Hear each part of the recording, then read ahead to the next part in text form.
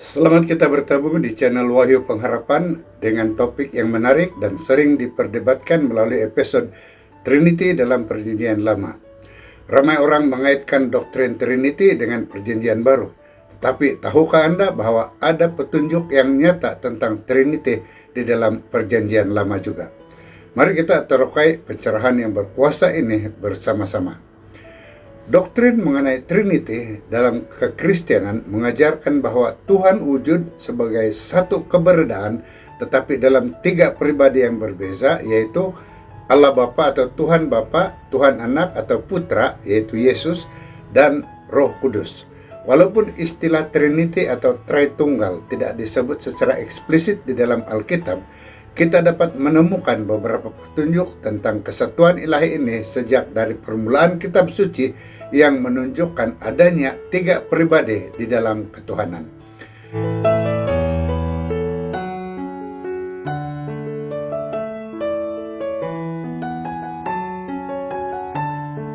Perbahasan kita ini bermula dengan bab pertama kitab Kejadian, yaitu Kejadian 1 ayat 26 yang berkata, "Berfirmanlah Allah, baiklah kita menjadikan manusia menurut gambar dan rupa kita." Di sini kita melihat sesuatu yang menarik. Tuhan merujuk kepada dirinya dalam bentuk jamak. Kita dan rupa kita. Ini menunjukkan kehadiran lebih daripada satu pribadi dalam ketuhanan semasa penciptaan. Ramai ahli teologi melihat ini sebagai gambaran terhadap Trinity. Tuhan Bapa, Allah Bapa, Anak, dan Roh Kudus yang bekerja bersama semasa dalam penciptaan.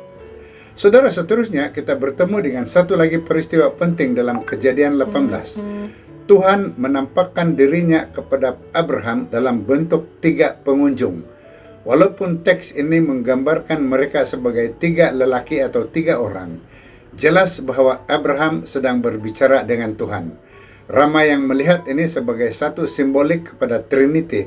Dengan tiga pengunjung ini mencerminkan sifat Tuhan yang tiga dalam satu. Seterusnya kita pergi ke kitab Nabi Yesaya, di mana kita menemui satu ayat yang menarik yang menunjukkan perbualan antara pribadi di dalam Trinity itu. Dalam Yesaya 48 ayat 16, penuturnya berkata, "Marilah mendekat kepadaku, dengarlah ini. Dari mulanya aku tidak berkata-kata dengan sembunyi. Dari waktu itu aku ada di situ. Dan sekarang Tuhan Allah telah mengutus aku dan Roh-Nya." Di sini kita melihat yang bercakap, penuturnya yang sering dipahami sebagai Kristus sebelum kelahirannya, diutus oleh Tuhan Allah dan Roh-Nya, satu petunjuk jelas tentang kehadiran lebih daripada satu pribadi di dalam ketuhanan. Mazmur 110 ayat 1 adalah satu lagi petikan penting yang menunjukkan hubungan antara Tuhan Bapa dan Tuhan Anak. Daud menulis, "Firman Tuhan kepada Tuanku, duduklah di sebelah kananku sampai aku meletakkan musuh-musuhmu di bawah kakimu." Di sini Tuhan ialah Yahweh yang bercakap kepada Tuhanku Adonai, yang kemudiannya dikenal pasti oleh Yesus sendiri sebagai merujuk kepada Mesias. Ini dilihat sebagai interaksi antara Tuhan Bapa dan Kristus sebelum kelahirannya yang menyokong konsep Trinity. Sepanjang Perjanjian Lama, kita juga melihat peranan aktif Roh Kudus. Dari Kejadian 1 ayat 2, di mana Roh Tuhan melayang di atas air semasa penciptaan, hingga ke peranannya dalam kehidupan para nabi dan pemimpin seperti Musa dan Daud. Kehadiran dan pekerjaan Roh Kudus itu jelas. Ini selaras dengan pemahaman Perjanjian Baru tentang Roh Kudus sebagai salah satu daripada tiga pribadi di dalam Trinity.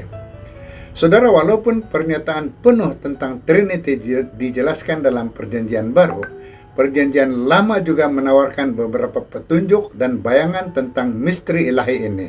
Melalui petikan dalam Kejadian, Yesaya, dan Mazmur, dan banyak lagi yang kita tidak sempat, kita melihat kekompleksan pada kesatuan Tuhan, yaitu Bapa, Anak, dan Roh Kudus, yang hadir sejak sebelum bermulanya waktu.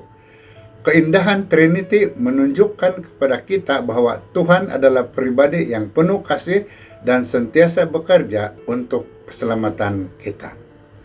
Terima kasih karena bersama kami melalui episode ini. Jika Anda mendapati perbahasan ini bermanfaat, jangan lupa untuk tekan like, share, dan subscribe pada channel ini supaya Anda tidak terlepas menonton lebih banyak kajian Alkitab yang kami akan muatkan.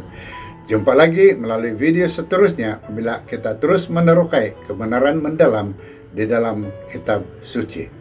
Tuhan memberkati Anda.